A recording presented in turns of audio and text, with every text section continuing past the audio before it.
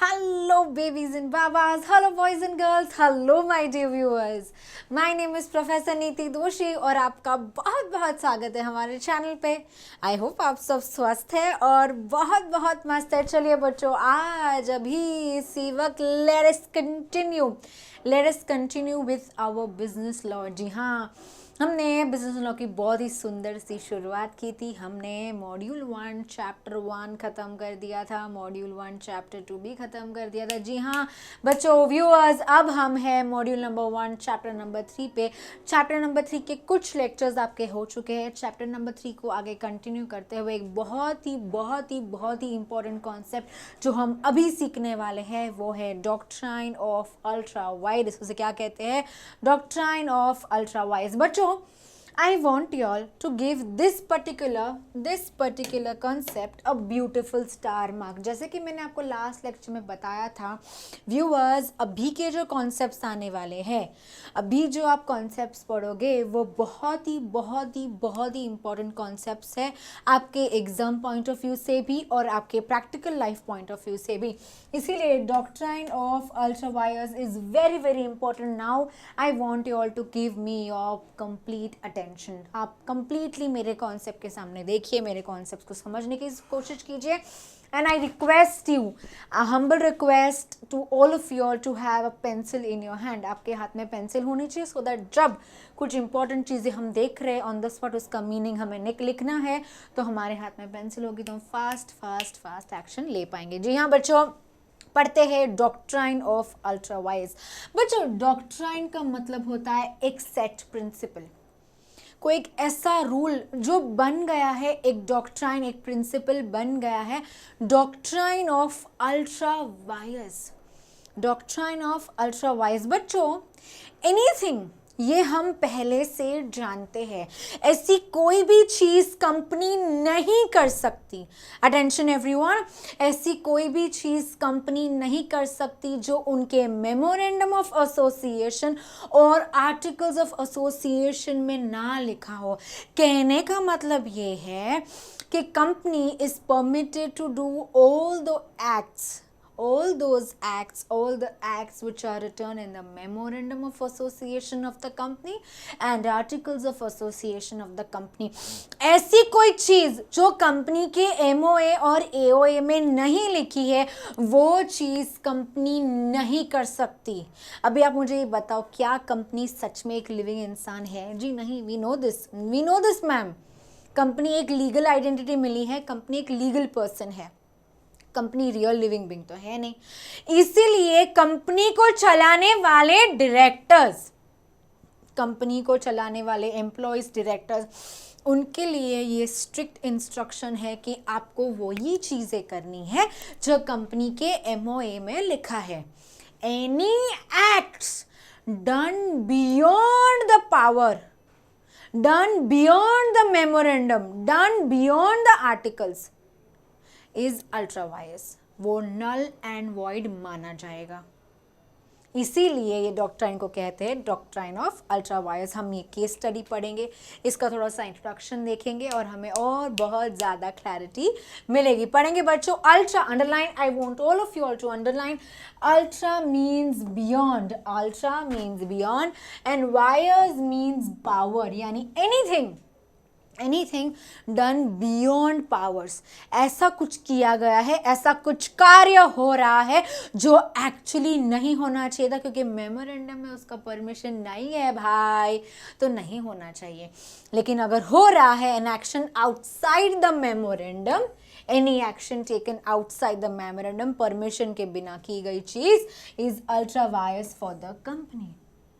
Memorandum में लिखा होता कि ठीक है भाई, कंपनी ये कर सकती है, और अगर वो कंपनी यानी बोर्ड ऑफ डायरेक्टर्स अगर वो कर रहे हैं तो ठीक है, चलेगा. लेकिन अगर मेमोरेंडम में इस कार्य, इस एक्ट के बारे में, इस एक्ट, किस प्रोसीजर, इस कार्य के बारे में नहीं लिखा है तो आप यानी बोर्ड ऑफ डायरेक्टर्स यानी कंपनी वो कार्य नहीं कर सकती. उसे कहते हैं ultra vires, which is outside the memorandum. उसे हम आउटसाइड द मेमोरेंडम भी कहते हैं. Very important, give it a star mark. Case study, Ashbury railway carriages and iron company limited versus Riche. Versus Riche एक बहुत ही इंपॉर्टेंट केस स्टडी है। देखेंगे इस केस स्टडी में भैया होता क्या है, देखेंगे आखिर इस केस स्टडी में होता क्या है। देखिए पहले हम पढ़ लेते हैं, आराम से केस स्टडी बेस डिस्कस करेंगे। पहले आप शांति से इसे पढ़ लो, ठीक है, एक आइडिया आ जाएगा। The memorandum of the company दस डिफाइंस इज ऑब्जेक्ट। हम जानते हैं ऑब्जेक्ट क्या होता है, कल ही हमने पढ़ा था जब हम बात मेमोरेंडम की करते हैं। कंपनी के मेमोरेंडम ऑफ एसोसिएशन में कंपनी के ऑब्जेक्ट्स के बारे में लिखा होता है, यानी एक्चुअली कंपनी को बनाया किस चीज़ के लिए गया है वो लिखा होता है। अभी इस कंपनी के ऑब्जेक्ट क्लॉज में देखो क्या लिखा है, the objects for which the company is establish. The कारण, कौन सा ऐसा कारण है जिसके लिए कंपनी को बनाया गया है, कंपनी का क्या काम है, कंपनी का मकसद क्या है, कंपनी का ऑब्जेक्ट क्या है। देखिए, to make and sell, to बनाना बेचना, टू लैंड ऑन हायर, क्या, railway carriages and wagons, railway carriages and wagons and all kinds of railway plants etcetera. कुछ आइडिया आ रहा है ये कंपनी का काम क्या है, ये कंपनी बिजनेस किस चीज़ का कर रही है, समझ में आ रहा है। रेलवे कैरेजेस और वेगन्स का, रेलवे में कुछ ना कुछ कंपनी कर रही है। कंपनी का ऑब्जेक्ट में लिखा है इन्हें क्या करना है, बनाना है, बेचना है, हायर पे देना है, लैंड करना है, रेलवे कैरेजेस या wagons and all kind of railway plants etcetera and to carry on the business of mechanical engineers and general contractors. इसका भी वो बिजनेस कर सकते हैं, mechanical engineers and general contractors का बिजनेस वो कर सकते हैं। The company entered into a contract with Riche. Riche क्या है, a firm of railway contractors. ये कंपनी यानी कौन, हम किसकी बात कर रहे हैं, हम एशबरी की बात कर रहे हैं। एशबरी ने कॉन्ट्रैक्ट किया किसके साथ बच्चों, एशबरी ने कॉन्ट्रैक्ट किया रिची के साथ। अभी रिची क्या है, एक फर्म है of railway contractors to finance. Contract किस चीज़ के बारे में हुआ भैया, कॉन्ट्रैक्ट किस चीज़ के बारे में हुआ है, टू फाइनेंस। फाइनेंस यानी किसी को लोन देना, किसी को पैसा देना, किसी को एडवांस देना, to finance the construction of railway line in Belgium. भैया कंपनी की इमेजिन करो, एशबरी कंपनी है, उसका काम क्या है वो हमने पढ़ लिया, एशबरी का ऑब्जेक्ट क्या है वो हमने पढ़ लिया। उसने कॉन्ट्रैक्ट किया रिची के साथ। अभी रिची कौन है भैया, रिची एक फर्म है ऑफ रेलवे कॉन्ट्रैक्टर। कॉन्ट्रैक्ट किया कि भैया मैं यानी एशबरी तुझे यानी रिची को लोन दे रहा हूँ। लोन क्यों दे रहा हूँ, एडवांस दे रहा हूँ। क्यों एडवांस दे रहा हूँ भैया, क्यों, so that you can construct a railway line in Belgium. The company repudiated, cancelled, did not accept the contract as ultra vires, and Ritchie brought an action for the breach of contract. His contentions were that the contract is within the meaning of the word general contractors and therefore within the power of the company. Secondly, बच्चों सिर्फ पढ़ रही हूँ, explanation अभी हुआ नहीं है, डरिएगा मत। Okay, and therefore within the power of the company, and secondly that the contract was ratified by majority of shareholders. ratify का मतलब क्या होता है, कोई कार्य जो ऑलरेडी हो चुका है, कोई कार्य जो ऑलरेडी हो चुका है, आप फ्यूचर में जाके उसका परमिशन लेके उससे रैटिफाई करते हो। जिसका आपको ओरिजिनली परमिशन लेना चाहिए था उसका तभी आपने परमिशन नहीं लिया, लेकिन ठीक है उनका अप्रूवल आपने आज ले लिया और पास में की गई एक्ट का आपने असेंट ले लिया, उसे रैटिफिकेशन बोलते हैं by the majority of the share holder. Ratify भी हो गया लेकिन हेल्ड, कोर्ट क्या कहता है देखिए, The House of Lords held that the contract was ultra vires and therefore null and void. अभी इसको समझने के लिए मैं चाहती हूँ आप थोड़ा सा यहाँ पे गौर फरमाइए, थोड़ा सा मुझे आपका कंप्लीट अटेंशन यहाँ लगेगा। देखिए बच्चों, एशबरी रेलवे वर्सेस रिची। एक कंपनी है एशबरी, एक कंपनी है एशबरी। इस कंपनी का काम क्या है, पहला एशबरी को ही दिमाग में रखो। इस कंपनी का काम क्या है बच्चों, to make and sell, lend और hire railway carriages and wagons. In short railway का कुछ तो काम है, रेलवे में वो लोग कुछ तो करते हैं। Business of and plus business of mechanical engineers and general contractors. Mechanical engineering भी वो लोग करते हैं, जनरल कॉन्ट्रैक्टर्स भी है वो लोग बनाते भी है, वो लोग बेचते भी है, वो लोग हायर पे भी देते हैं रेलवे कैरेजेस एंड वेगन्स। ये इसका बैकग्राउंड है। एक दिन वो रिची के साथ कॉन्ट्रैक्ट करता है। रिची कौन है? Firm of railway contractors. ये एक कंपनी है, ये एक फर्म है। ये कंपनी ने इस फर्म के साथ कॉन्ट्रैक्ट किया कि भैया मैं तुम्हें लोन दे रहा हूँ, मैं तुम्हें लोन दे रहा हूँ। क्यों लोन दिया? फाइनेंस किया। किसने? एशबरी ने रिची को। क्यों फाइनेंस किया? So that you can construct railway line in Belgium. तुम कंस्ट्रक्ट करो। क्या कंस्ट्रक्ट करो? Railway line. कहाँ कंस्ट्रक्ट करो? बेल्जियम में कंस्ट्रक्ट करो। हमने इस कंपनी का ऑब्जेक्ट पढ़ा। क्या आपने पढ़ा? क्या आपने गौर फरमाया? जी हाँ, ऑब्जेक्ट में कहीं भी नहीं लिखा था। पे अटेंशन, ऑब्जेक्ट क्लॉज में कहीं भी नहीं लिखा था कि एशबरी कंपनी का जो ऑब्जेक्ट हमने पढ़ा वो कंपनी किसी और फर्म, किसी और व्यक्ति को लोन दे सकती है। ये ऑब्जेक्ट में नहीं लिखा था। और अगर इस कंपनी ने लोन दिया और फ्यूचर डेट पे शेयर होल्डर्स का परमिशन लिया, लोन देने के बाद रेटिफाई कर लिया, तो भी बच्चों ये एक्ट नल एंड वॉइड ही माना जाएगा। इसका कोई भी लीगल इफेक्ट नहीं होगा, क्योंकि this act, the act of giving finance to another firm is beyond the memorandum, beyond the object of the company. Therefore this act is ultra vires. This act is known as ultra vires. ये company, Ashbery company भैया, loan नहीं दे सकती। वो इतने ही काम कर सकती है। ये कामों में कहीं पे भी लोन जैसा कुछ भी मेंशन नहीं किया गया है। रेलवे के लिए ही लोन दिया है तो भी लोन नहीं दे सकते। इसीलिए this act is known as ultra vires. और ये जो बच्चों केस लॉ है, ये बहुत बहुत बहुत इंपॉर्टेंट केस लॉ है।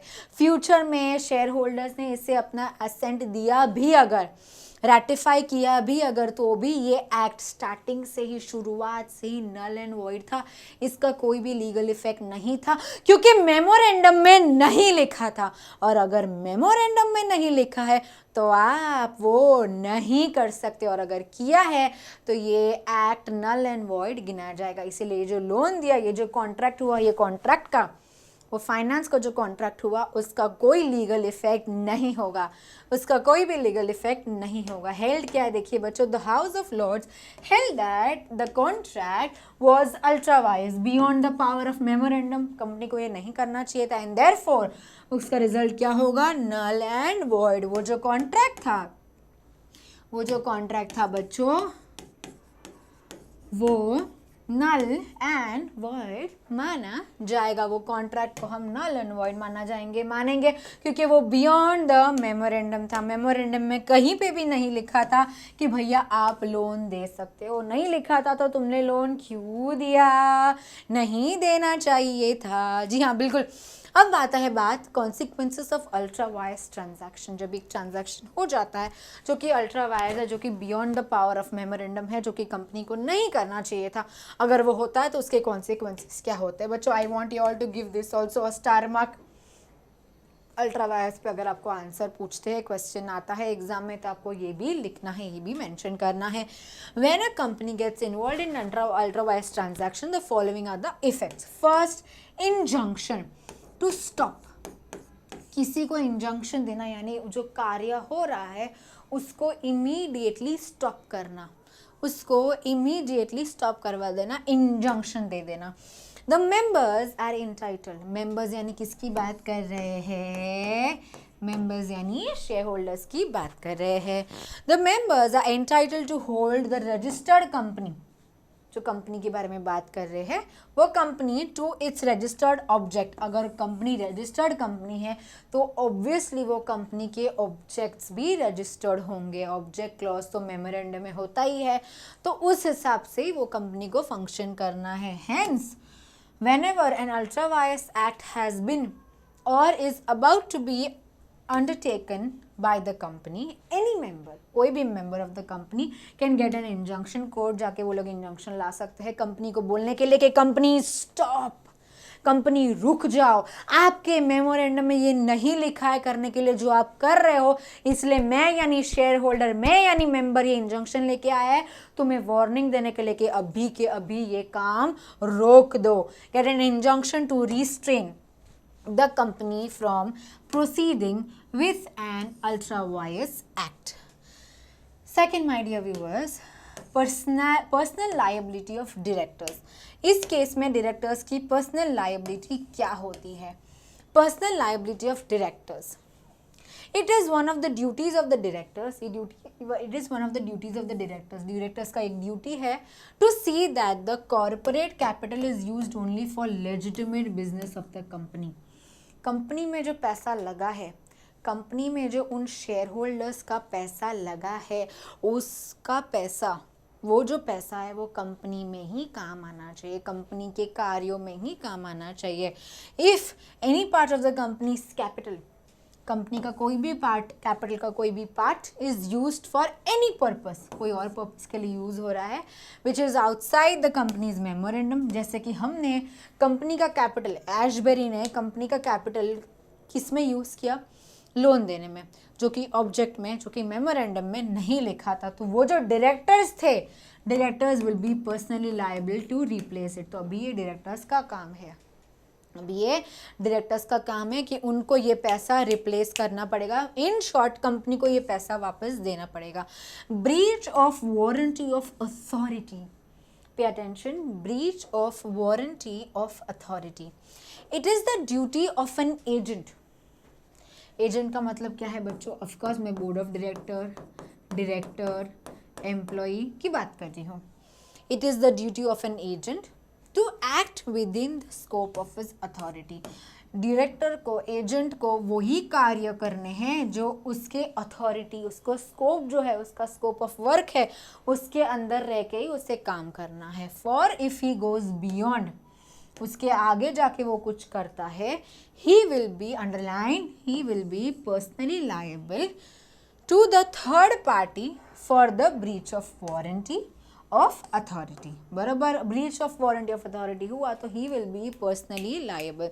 The directors of the company are its agent. हम बोल रहे हैं जो डायरेक्टर्स है कंपनी के, वो कंपनी के एजेंट से, उसे वही कार्य करना है जो उसे अलाउ है करने के लिए. अगर वो ऐसा कोई कार्य करता है which is not allowed to do in the first place, he will be personally liable. As such, it is their duty to keep within limits of the company powers. If the directors induce an outsider, वो बाहर वाले को ऐसा believe करवाता है, induce an outsider to contract with the company in a matter in which the company does not have the power to act, they will be personally liable to him. अगर director किसी outsider को believe करवाता है कि नहीं नहीं भैया ये तो कंपनी कर सकती है, नहीं नहीं भैया ये तो कंपनी कर सकती है, और आउटसाइडर बेचारा उस डायरेक्टर की बात मान के कंपनी के साथ ऐसा कुछ कॉन्ट्रैक्ट करता है जो कि कंपनी नहीं कर सकती, तो वो डायरेक्टर जिसने इंड्यूस करवाया आउटसाइडर को, जिसने बिलीव करवाया आउटसाइडर को ये झूठ के बारे में, that director, my dear viewers, will be personally liable. That director will be personally liable. आगे बढ़ेंगे बच्चों. ultra wires acquired property. ultra wires acquired property, इसका मतलब क्या होता है? if a company's money, company का पैसा is spent ultra wires in purchasing some property, company का पैसा ऐसा अल्ट्रा वायर्स ही यूज़ हुआ है जो कि कंपनी नहीं कर सकती, और उस पैसे से कंपनी ने कुछ प्रॉपर्टी खरीदी. The company's right over the property must be held secured for the asset though wrongly acquired represents the corporate capital. Actually वो कॉर्पोरेट पैसे से, कंपनी के पैसे से वो एसेट नहीं खरीदना चाहिए था, तो भी खरीद लिया, तो अभी कंपनी का उस एसेट पे हक बनेगा, उस एसेट पे कंपनी का हक होगा. अल्ट्रा वायर्स कॉन्ट्रैक्ट्स बच्चों, that is to say outside the object is wholly void. Anything which is done outside the object, outside the memorandum of the company, वो कंप्लीटली वॉइड होगा and of no legal effect. वो starting से ही उसका कोई legal effect नहीं होता है. An ultra vires contract being void ab initio, starting से, शुरुआत से ही वो वॉइड होता है. कैन नॉट बिकम, वो intra vires with in the authority with in the power नहीं हो सकता, एस्टॉपल से, उसे स्टॉप करवाने से वो विद इन द पावर नहीं हो जाता है। लैप्स ऑफ टाइम रेटिफिकेशन, मैंने आपको बताया रेटिफिकेशन करवाने से उसका पावर, विद इन पावर वो नहीं आता है। एक्विसेंस यानी उसे एक्सेप्टेंस देने से, उसे एक्सेप्ट कर लेने से या उसे डिले करवाने से, कोई भी चीज़ ऐसी करने से वो ultra vires contract intra vires नहीं होता है, वो wholly void and void ab initio ही होता है माय डियर व्यूअर्स। आगे बढ़ेंगे।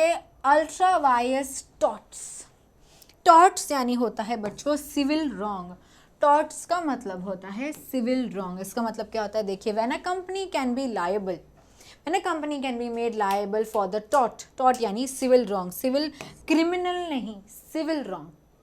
सुनिएगा, committed by the servant of the company while acting beyond the company power. Servant of the company यानी आपको मालूम है मैं किसकी बात कर रही हूँ। In the following cases company is held liable, in the following cases company is held liable. कौन सा केस है देखिए। First, the act is with in the scope of the companies memorandum. अगर वो जो सर्वेंट है यानी वो जो डायरेक्टर है यानी वो जो बोर्ड ऑफ डायरेक्टर का मेंबर है यानी वो जो एम्प्लॉय है, अगर उसने कुछ ऐसा कार्य किया है जो मेमोरेंडम ऑफ एसोसिएशन के हिसाब से कर सकते हैं, मेमोरेंडम के हिसाब से कर सकते हैं, तो इस केस में कंपनी विल बी लायबल, क्योंकि मेमोरेंडम में लिखा था करना है तो चलेगा। आगे बढ़ेंगे। सेकेंड है बच्चों, that the servant committed, that the servant committed the tort while in company's employment। वो जो सर्वेंट है उसने टॉर्ट, सिविल रॉन्ग किया है, कब किया है, जब वो कंपनी का एम्प्लॉय था, जब वो कंपनी का एम्प्लॉय था। Okay my dear viewers, this brings us to the end of this lecture. आज हमने बहुत ही इंपॉर्टेंट चीज़ पढ़ी। मैं चाहती हूँ कि आप और ध्यान से पढ़िए। अगर आपको कोई भी डाउट्स है, feel free to reach out to us in the comment section. This is professor Niti Doshi signing off. Thank you.